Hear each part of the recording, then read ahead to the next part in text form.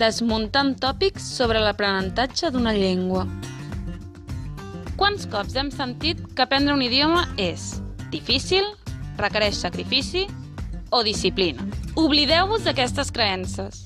Aprendre una llengua és adquirir nous coneixements i habilitats, obrir-se portes, créixer i realitzar-se personalment. Tot seguit us ho demostrem parlant d'uns quants tòpics i prejudicis que molts hem tingut sobre estudiar idiomes. L'única manera d'aprendre un idioma és anar a classes o anar a l'estranger, oi? El primer que ens passa pel cap quan volem aprendre un idioma és apuntar-nos a un curs. I és una bona opció, però no és l'única.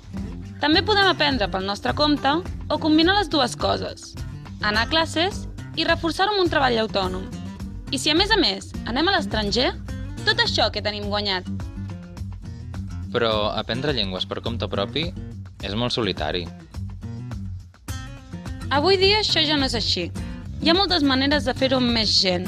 Per exemple, organitzant-te amb un grup d'aprenents, posant-te en contacte amb comunitats d'aprenents per internet o buscant persones amb qui practicar la conversa, presencialment o a la xarxa.